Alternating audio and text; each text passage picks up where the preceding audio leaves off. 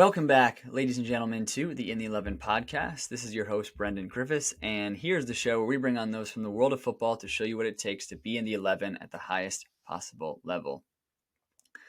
Last episode of the year for 2022. Going to take a little bit of time off for the holidays, but rest assured there will be content that we are banking, that I'm editing, that I'm getting put out for you as soon as that new year rolls around. So do not worry about that. Wanted to finish up the year wrapping up our recap episode where we kind of give you some of the highlights, some of the best snippets of the amazing lineup that we have had of talented guests on our show this year. So you will find some clips from each one of those episodes. And what I would encourage you to do is sit back, relax, reminisce on some of the great stories that we've told this year. If there's any that you really like and you missed, go ahead and check those out, and the full episodes will be linked down below. And if you're brand new here, this is the perfect episode to kind of get your feet wet, see what we have to offer here, and then you can go back and check out some of the stories that really caught your eye or your ear. The last thing that I will leave you with before we get started on the recap episode is, in the spirit of the season and the holidays and the giving season, I would ask you to go ahead and check out our Patreon page down below, patreon.com/in11. Starting in 2023, all of the Patreon members will have exclusive day before access to all of the audio episodes. So every time we publish an episode, it will go out live to any of the Patreon members before it goes live on all your major streaming platforms where you're listening. And in addition to that, if we can get that number up to 10 total patrons, then I will do the same thing for the video version of the episodes as well. So for those of the patrons, you would have access to the video or the audio, whatever suits your fancy, a day before anybody else gets it. So if you're an avid fan of the In11 podcast and you just can't get enough of the content, then this would be the perfect opportunity for you. As those numbers start to climb in terms of patrons, there's lots of ideas that I have in terms of more exclusive content that we could do, more ideas, merch, things of that nature. But we got to boost those numbers up a little bit before we can get into some of those cool things on the horizon. So I want to thank you all for the amazing year of rocking with me and checking out all these episodes. I would appreciate if you check out the Patreon, but at the very least, go ahead and continue to check out the rest of this episode. I think you're really going to like it. Sit back, relax, and enjoy.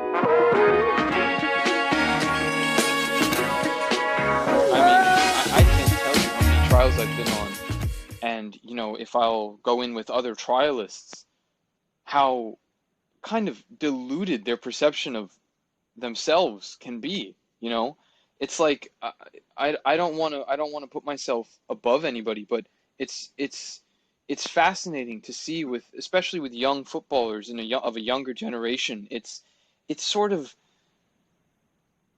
their ideas and their views on football and on life is just completely different to my own and to a lot of other people, and it can really affect that sort of decision making that Austin was talking about. It's like your reality, or what you perceive to be your reality, can be different from what the truth is. So you got to take a hard, long look at yourself, especially if you're going to make a decision like that, because it's football. We've been trying for years to break into it. Years. Not months, not a matter of, or maybe not 1 or 2 years. I mean, this has been continuous, banging your head against a wall. And most of the time it doesn't yield the results that you want it to, until it does. It's crazy, to be honest with you. It definitely takes its toll, you know what I mean? Because, sometimes, when you're with clubs and stuff and they run into some struggles and things like that, it's like, you kind of see the writing on the wall, sometimes. And it's just like a job, like anything else, like being a footballer is just like being an accountant or anything else. It's like, it's your life, it's your security, it's, how you pay your bills and things like that. So, when you see your company essentially looking to pivot, or things might not be going so well, it's like, it's tough. It's tough. It wears on you, and like the mental part of it comes into play massively because, unfortunately, I've been on teams that have folded quite a bit. I've been on like 3 or 4, unfortunately. So it's definitely a really tough situation. Like it's a tough place to be, as a player, for sure. You're trying to do your best just to perform on the field because ultimately that's your job and that's your goal. But when you have all these, outside factors that are coming in, am I going to be here? Is the club going to be here? Am I going to get paid? Like, it's a lot. It's a lot. It can Yeah. be pretty heavy. So it's definitely tough. It's definitely tough for sure. What it was like to actually get that first gig as a head coach. Yeah. It was definitely surprising. So again, right, the season ends middle late November, whenever, and then right before the holidays, Murph, we were sitting in the office, and he told me he was going to retire, and and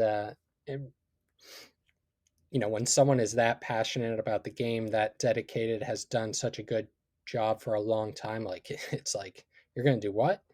So it was definitely surprising, and then the process was really long, to be honest. So Murph decided that he was going to retire in December, but his contract didn't end till May, so they really couldn't start the interviewing process until May or June. So they like, I wasn't hired until middle of July, I'd say. So basically, and in like, there's not as much on the field in Division 3 as Division 1 in the spring, so it's not really like, especially in the NESCAC, our conference, there's no spring practices per se, so it's not like that was a burden, but it was just tricky in the sense of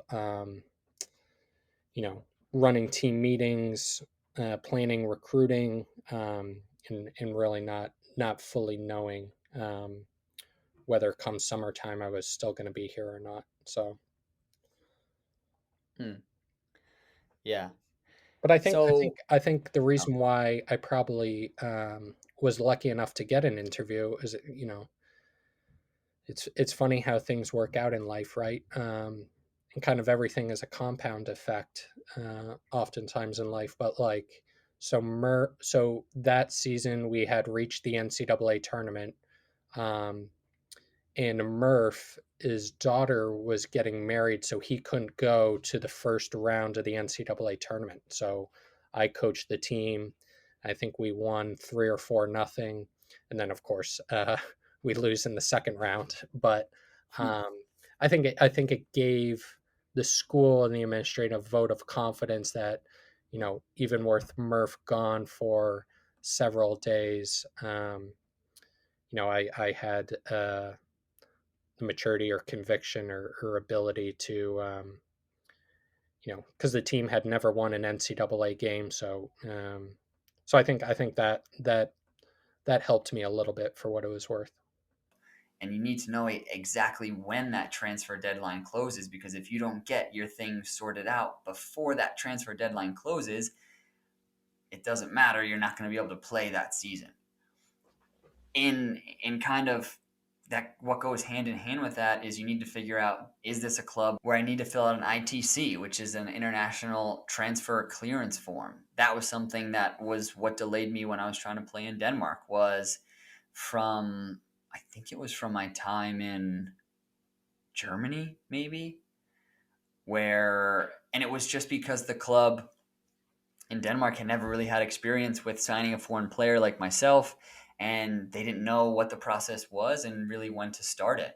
So this is something that I'm trying to give you guys this information now, because I think a lot of players think that whether it's an agent or a connection that's bringing them over to a club, or the club itself or the coach of that club, they believe that sometimes those are the people that are going to hold their hand and take care of everything from getting off the plane to putting on the uniform and playing in the first match. But you have to really be your own advocate, and you have to be on top of all of these things. When does a player really need to have that serious conversation about getting an agent, you know? Mm-hmm. It's hard to say when you need it, because it depends how good your connections are with coaches or with friends. Because, you know, we can talk about this later, but I've literally had an opportunity come up in a first division team in Colombia just because my dad's friend from work knew the president. And like that just kind of fell, like, it's my dad. My dad's like, oh, I talked to my friend about you, and he said he knew that, like, would you like to go train with this team in the first division in Colombia? I was like, yeah, of course. So, you know, obviously an agent would not have been able to do something like that. Because like most agents out there, they will not be able to truly like place you with 100% success rate and like, oh, boom, it's that easy. But they can help you, at least put you in touch with teams and send you on a tryout to a team. The hard part is finding, because there are also some agents that like scam or take people's money, and that happens. That sadly happens a lot, way more than I thought. It's happened to me like once or twice, but other people, I've you know, they've lost thousands and thousands, and it's so sad to hear. But yeah, it's hard to know what agent to truly trust, and it's hard to know, you know, to decide when I truly need an agent and when you can do it by yourself. But I will say, at some standard of football, once you get to like a certain you know, level or like division, I think that an agents start to become safe and not kind of scammy and dodgy. I show up in France, and it's the agent that brought me there is of Congolese descent. He played in France in the lower leagues, and he sent me to his family's house. And so I go to his family's house for a couple days in Paris, and he says, we got a trial for you. And I was like, sweet, where's it at? It's in Caen. Well, the family thought it meant Cannes, Cannes. Caen is way up in the north, and they're at the time, I think they were in Ligue 2. They're in the second league, and I was meant to play in their second team. And they send me to Cannes during the Cannes Film Festival. So I go down there. I have about, I don't know, $10 left on credit on my phone. I spent everything I had just to get over there. And I get down to Cannes, to the train station, and I lose my passport. I lose my wallet.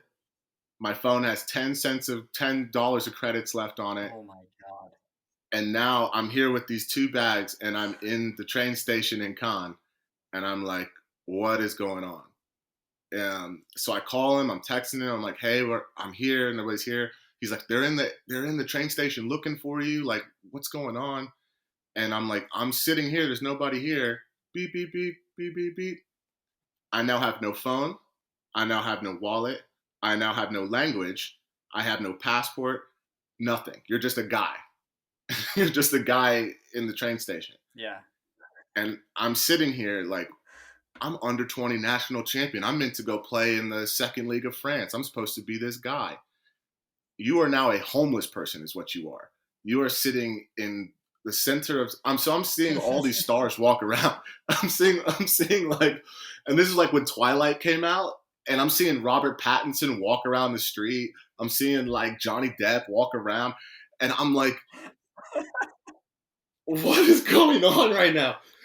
And so for 3 days, I sleep on a park bench during the Cannes Film Festival, not knowing what to do. Oh my God. Just sat there thinking, feeling sorry for myself. What am I going to do? And I ended up amalgamating like a bunch of little coins, and I call my mom, and I call her, and I'm like, Mom, I'm stuck here. I don't have any money. I don't have anything. My passport's been lost. Like I don't have anything left. And this lady, mind you, I'm the first one to not be in the military ever, my mom included. This is a lady who was like, when I was young, we were in a homeless shelter, And this lady's now has a PhD, now lives in the woods in some crazy house, driving crazy. This lady has been an unbelievable example of how to succeed through life. The first thing I'm thinking is, oh, she's going to help me. She could, with the snap of a finger, she could stop all of this. She says, problem solve, figure it out. Click. The best thing that has ever happened to me. Mic drop. Yeah, I'm telling you, this lady is an unbelievable human being. And she just hung up the phone and said, figure it out. That's so gangster to do. Yeah. She said, you want to be this? This is what it's going to be then. And so I'm sat there and I'm like, I don't even speak French. Nobody around me speaks English other than these superstars that won't get near me because I'm this dreadlocked kid with 2 duffel bags. And so I sleep again. This is now day 4, day 5, sleeping on a park bench. I don't have any more money left. And all I have is a list of people I'm supposed to meet in my notebook. And so I said, all right, let's problem solve then. What skills do you have? Well, you can play football. What opportunities are there here? Well, there are a whole country of football clubs. Let's walk to the closest football club and ask them what's up. And so I think it was 4 Ks away, 5 Ks away. And I've got these huge bags. And I said, all right, we're going to go to Ainscough, the closest football club that I thought maybe was where I'm supposed to be. They're in the 3rd league at the time. So in my head, of course, somehow being homeless on a park bench at the time, I still believe that I belong in League 2. Like, so I don't know what. Oh my Lord. So somehow I decided, all right, I'm going to walk there. So I walk over there. I get in the club. They bring a young kid that's in the training session who speaks English. And I tell him, hey, I'm supposed to meet all these people. Like, what do I do? So he brings me into the coach. The coach knows the guy on the paper, has played with him before, as the tiny world of football is. And he calls him up. He says, hey, I have your boy here. What's he doing here? He's like, we've been looking for him for 4 days. We thought something happened to him. Oh my God, this is ridiculous. Like, hold on a second. Let me talk to him. And I'm like, hi. And in this thick, super deep accent, he's like, are you okay? Like, we've been looking for you. And I'm like, yeah, I'm here in Cannes. They're like, oh, they sent you to the wrong city. That's okay. We're gonna bring you back to the agent's house. So they give the phone back to the coach. He hands me an envelope of money. He says, here, come with us, eat at the youth team club, at the youth team, like mess hall and stuff. And he's like, do you want to train with us today? And I was like, of course I want to train with you today. And so I go and train with their under 23s at the time. And I'm playing sweet. Everything's going great. I feel a whole new lease on life. I'm not hungry anymore. I'm not tired anymore. Like, at this point, I had eaten out of the trash. I had taken down to the point where I said, if I see anything, I'm going to eat. I need to, it's 3 days. Like, there's nothing. And I feel a new lease on life. I get out, I start playing sweet. And the coach is like, whoa, well, hold on a second here. Maybe you should stay with us. So he calls the agent back, and the agent's like, no. He's not staying with you. He's coming back up.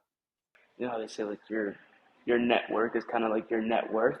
Exactly. And so, like, my dad, he's always, my dad and my mom, they're always super proud of, I guess, like, me just being the first in my family to really go to college and stuff like that. And they're always super proud. They always, take the pictures, take the videos. And not only just for them to just keep as their memories, but also to share with all our family who's scattered across, like, the U.S. and Mexico, and stay in touch with them. So it kind of came up from my dad just talking with another coach. He would take my little brother down to play, and this is how much they love us. He takes my little brother 4 hours, down in Maryland to just go train, and that's how dedicated my family is. And that's what I really realized with the pandemic and all that going on, how dedicated they are to my brother and I. And so it kind of sparked off from, my brother going down and playing for that coach. And that coach, he had a contact, and this contact was a scout from Mexico. So this was around, I want to say, my freshman year when it like ended around November, kind of, right? The season ended and stuff like that, and I was, my legs were hurting from the season. You know how it was 3 months just going every day and playing twice a week. So we got that contact, and he said, hey, like, if you want to bring your son out, the scout's going to be here. You can watch him play and see, give us some feedback. Mm-hmm. So that was all happening throughout my college season. So I couldn't really go down 4 hours, right, when practice would end, at night. So I kind of had to wait until the season ended, and I went to one of them. And after that first one, he like pulled my dad aside and said, like, hey, look, like, I would really like for you to come to Mexico and really just try out, for this. It was another team at that time. But, Okay. We got to talking and stuff, and I got really excited, I was like, wow, this is going to be something that I can really, start my dream with, just really just implement myself and just really just, it kind of just sparked it up again, Yeah. just keeping it alive, that flame. It was. I'll never forget it. It was an amazing moment when Jesse Marsh called me and told me that they were going to sign me. I was ecstatic, and yeah, that whole year was, man, it went so quick, but it was an amazing year. I the kind of it was. I felt a bit hard done by, and I can say that now because it's been a long time, but kind of the plan coming in, I never really expected, or I was never really told that I was going to be, a member of the first team and kind of push on to be a starter, because back then, like I said, the USL team had just won. So there was guys who uh, fully deserved an opportunity with the first team because they showed really well with the USL team. Mm-hmm. And then there was, a bunch of young midfielders at the time who were very similar ilk to myself, who, the club was pushing. For example, Tyler Adams, obviously look what he's done. Yeah. Sean Davis, who ended up becoming the first homegrown captain for the club. So there was a lot of, and then and other people in my position were the captain of the club at the time, Sasha Kleshin, Felipe Martins, who's a veteran in MLS. So it was very, very difficult for me to kind of get a chance. So I fully was aware of that. And I thought I did really, really well with the USL team. Mid-season, I was up for Rookie of the Year. I was playing really well. I thought everything was going according to plan. And then, sometime around the summer, it was weird. I got like a red card in one of the games. I thought it was a bit soft, but thinking back, it was probably the worst time to get the red card. And the team, I wasn't in the team for 3 weeks because I ended up getting a 3-game suspension. And by the time I came back, it felt like everything had changed. And I learned very, very quickly, because at the end of it, I was kind of, I was let go. I learned that that's the life of professional sports. Things can change in an instant. And and I was a living example of that. We got to play with the Darmstadt, the team in Bundesliga. We got to scrimmage them, so for me that was like a huge thing. What was that like? I think that was like one of my favorite memories. Yeah, I remember whenever they said we're gonna play Darmstadt, because we started training on their field, and then one day they said we're gonna play them. I was like, damn, like this might be the chance for me. Or at least just to play with them, just like to taste, even if you don't get scouted, because it's hard getting scouted from 7th division to a second division team. But for me, it was more just to be able to play with guys in that level, to see how I am, if I can make it, how far away I am. So I remember getting there, and there were a couple fans from the other team, and I see them like asking for autographs, shirts. I was like, this is it, man. I'm like, this is going to be like probably like my first professional game, like against a professional team, like the first taste I can get. And I remember they said I was going to start, and I was super excited. I remember I played, they have a striker, pretty tall striker. He plays for them. They had like probably like 7 players were like youth players, but they had like 3 players that are first team that they start or that they come from the bench. Like they had a striker. I remember seeing him. The center back actually starts for them. I don't remember his name, but their center back that played that game, he starts for them right now. So playing against those guys, seeing how they touch the ball, how they pass the ball, how accurate they are, trying to like beat them in speed or crosses around them, or just play simple so they don't hurt you or they don't get the ball away from you. I think it was like one of the best experiences I've had.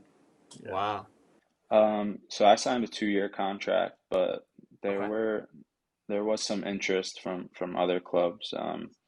I know sometimes my club didn't really say anything, but I would get like a notification of like a news article here mentioning me and a couple of first division sides that were apparently looking into me and stuff like that. And yeah, I think it was just more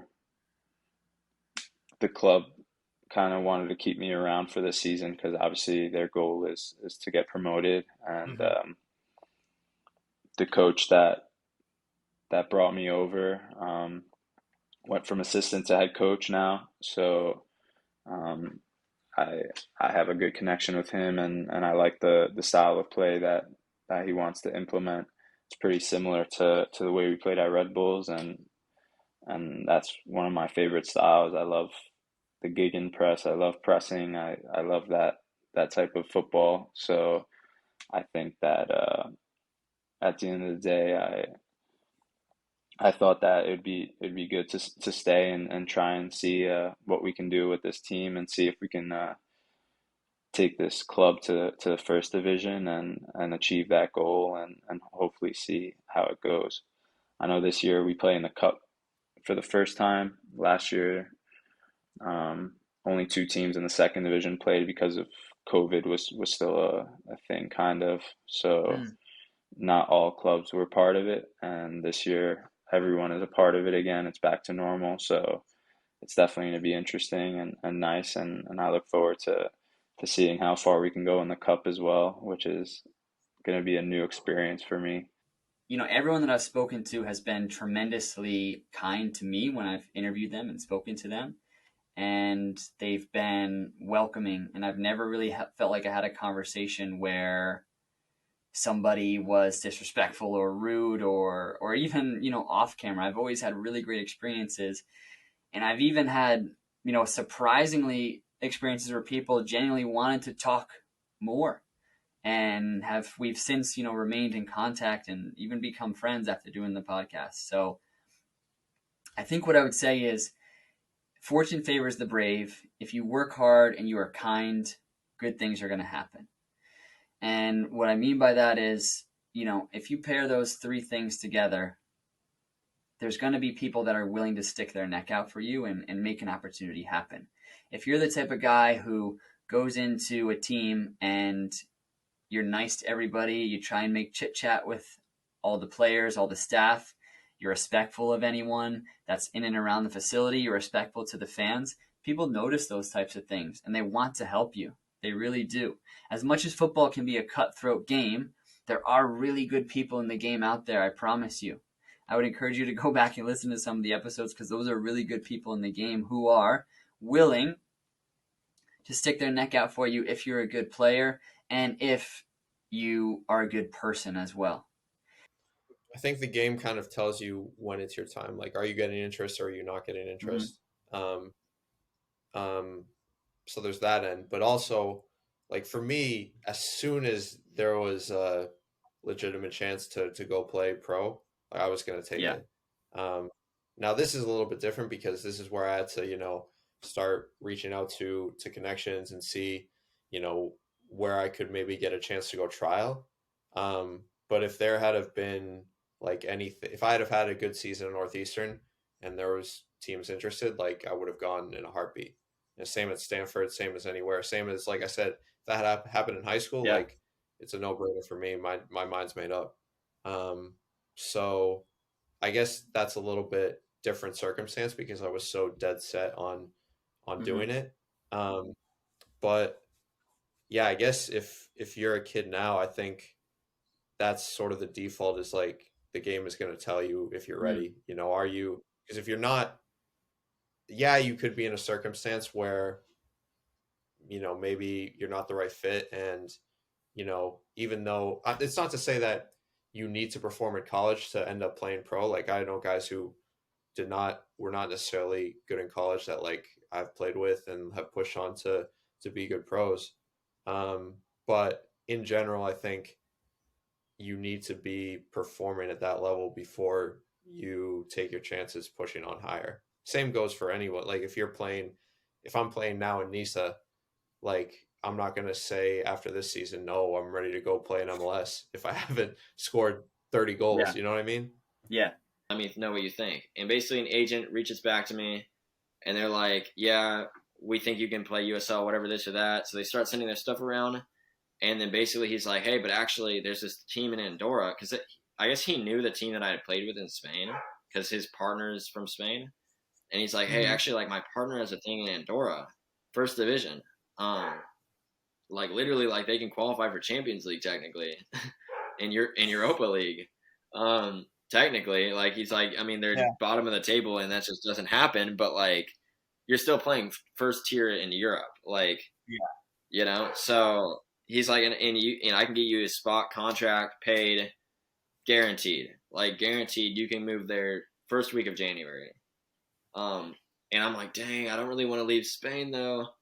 And then the next day, my Spanish visa comes in. Not even kidding. My Spanish visa comes in the next day.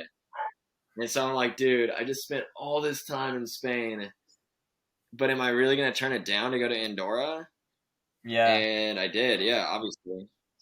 I was like, it just was too good of an opportunity to say no, dude. I was like, honestly, I kind of already know the connections I'm going to build from Spain.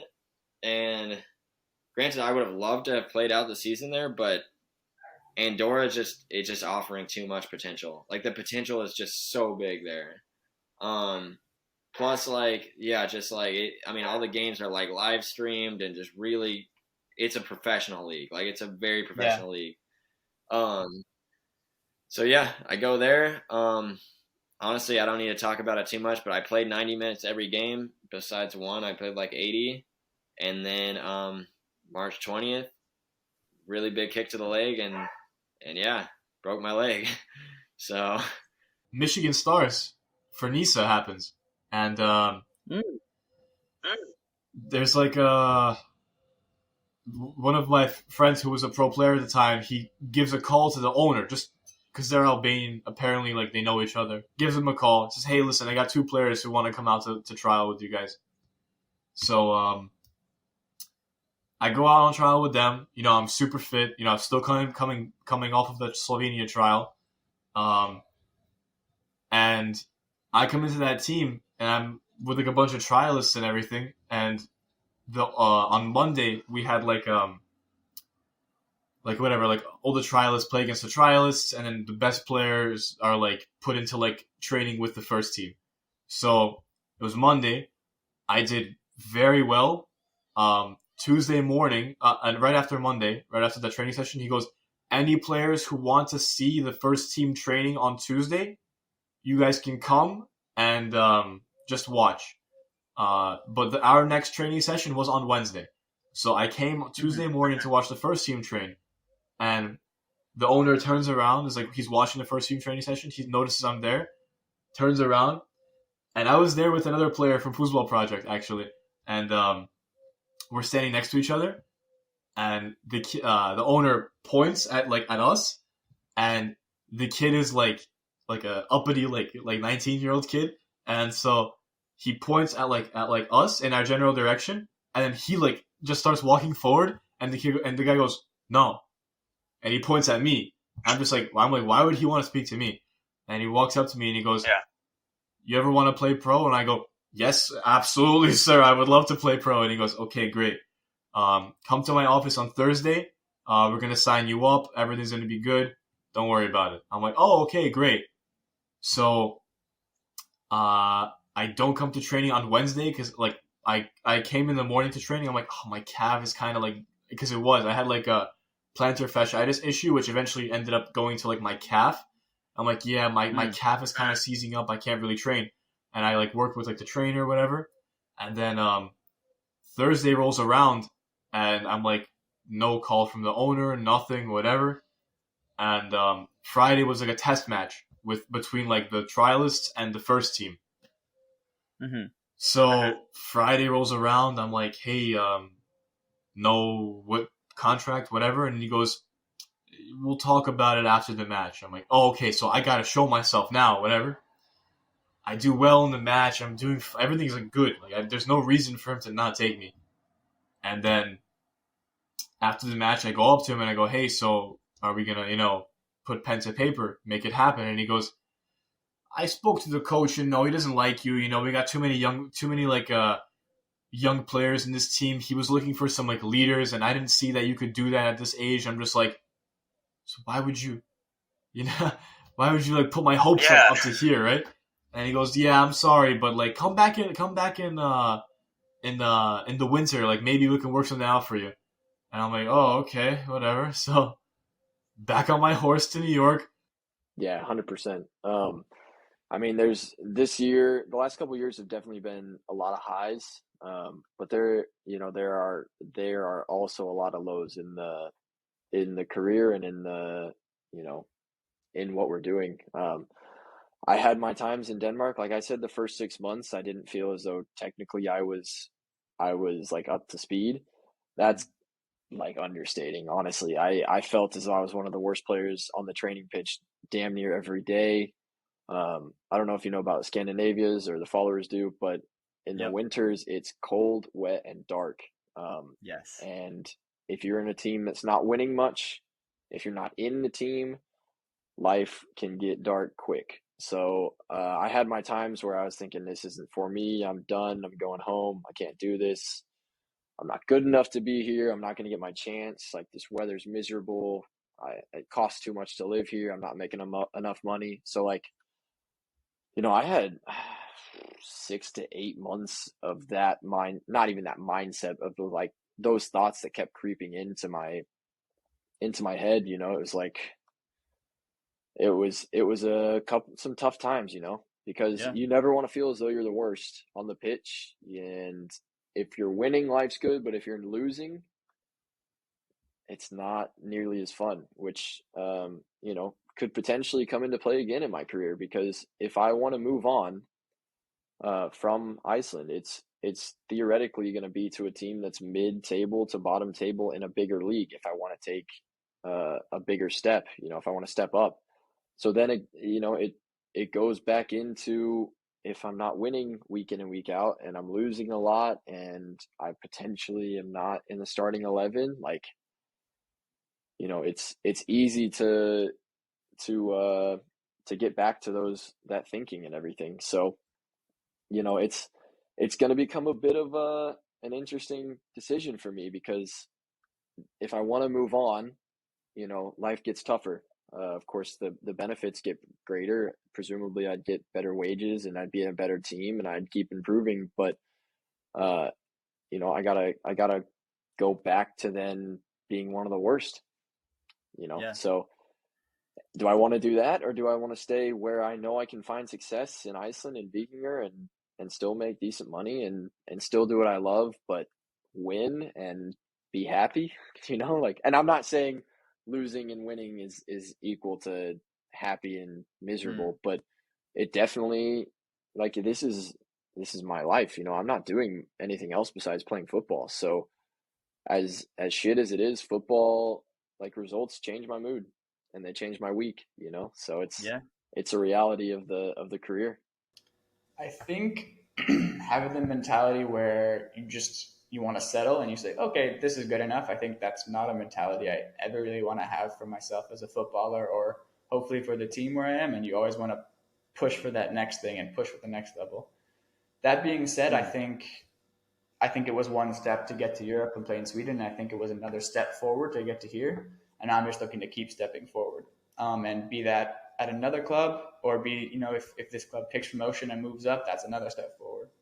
So I think definitely I'm more content here, but in whatever form it might manifest, always looking to keep taking further steps forward, just because I'm always looking to push myself to the next level and never really being content with where you are, I think is a kind of the way I approach the game in the past. Yeah, at this point, it didn't, like, at one point when I got cut from Oregon State in particular, I was, as angry as I've ever been. I was like, I've got to show them that they're wrong, like, you got to, like, I was just so angry and, like, had such a chip on my shoulder. And then I guess same thing a little bit at Marshall where, I had that conversation with the assistant. But at the end of the day, like, I don't feel like even that sometimes they were probably right about their decisions, and it just wasn't a fit at the time. And as well as anyone probably that, like, how well you perform and like where you are is a lot of just like how well you suit the club and the club suits you and the situation and the team and stuff. It's like,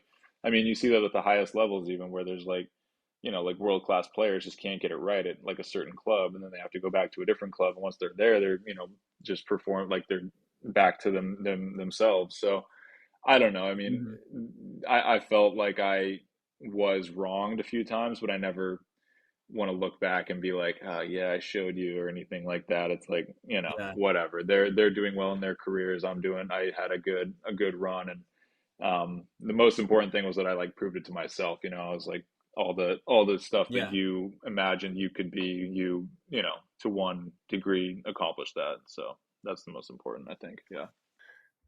All right, that's going to do it. As I mentioned in the beginning there, any of those stories that you liked, any of those little clips that you really liked, go ahead and check down below. They are mapped out chronologically in terms of the full episode, and the links are placed down there. So go ahead and check out the full episode and support those footballers, coaches, whoever you may have listened to that you really liked their story. I want to thank you all, as I mentioned at the top, I want to thank you all for the 2022 year that we have had. Some amazing things, some amazing new heights that we've reached with the podcast, been able to touch so many lives, been able to share so many stories, and it's a humbling and amazing process for me to undergo with all of you, and I can't wait to see what 2023 has in store for this show and for all of us. So enjoy all of your holidays, everybody out there. Thank you so much. In the next 2 weeks, get caught up on any episodes or any content that you may have not missed, that you may have missed along the year. I know things get busy. 2023 is going to come, and we're going to have lots right off the rip for you to enjoy. So once again, thank you so much. Patreon page down below, patreon.com/in11pod. That's all for me, 2022.